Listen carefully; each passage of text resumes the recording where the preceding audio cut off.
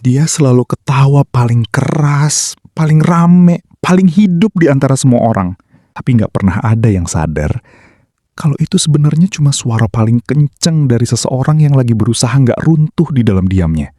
Awalnya semua orang kenal dia seperti itu.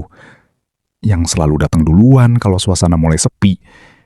Yang selalu punya cara buat bikin ruangan yang tegang jadi cair lagi. Yang kalau dia ada, rasanya masalah orang lain ikut pelan-pelan hilang. Dia mah enak ya hidupnya. Gampang banget ketawa dia. Orang kayak dia pasti gak punya beban. Kalimat-kalimat itu sering banget terdengar. Dan anehnya, dia juga ikut tersenyum setiap kali mendengarnya. Padahal di dalam kepalanya ada bagian yang gak pernah benar-benar ikut ketawa. Tapi masalahnya, semakin sering dia jadi orang yang lucu, semakin dunia lupa kalau dia juga manusia biasa. Manusia yang capek, manusia yang kadang kosong, manusia yang kadang cuma pengen diem tanpa harus jadi hiburan. Dan ini bagian yang jarang orang lihat.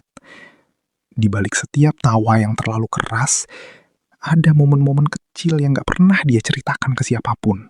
Saat dia sendirian di kamar, lampu mati, tidak ada suara, tiba-tiba semuanya jadi terlalu sunyi, terlalu nyata. Dan di situ topeng yang dia pakai seharian mulai terasa berat. Karena lucu itu capek, bukan capek fisik, tapi capek harus selalu terlihat baik-baik aja. Capek harus jadi yang kuat. Capek harus jadi yang menghibur. Capek harus selalu punya energi. Bahkan saat dalam dirinya sendiri kosong. Dan anehnya, semakin dia capek, semakin dia jadi lucu. Seolah-olah ketawa itu bukan lagi ekspresi, tapi cara bertahan hidup. Sampai akhirnya ada satu hal yang mulai berubah. Dia mulai takut kalau suatu hari dia berhenti bercanda dan gak ada satupun orang yang tetap tinggal. Karena selama ini orang tidak datang untuk dirinya. Mereka datang untuk versi dirinya yang selalu ceria. Dan itu pelan-pelan jadi luka yang gak kelihatan. Luka yang gak berdarah, tapi terus terasa setiap kali dia berhenti ketawa sebentar. Kalau aku gak lucu, apa aku masih cukup buat mereka? Kalimat itu gak pernah dia ucapkan keras-keras, tapi terus muter di kepalanya setiap malam. Dan ini bagian paling anehnya.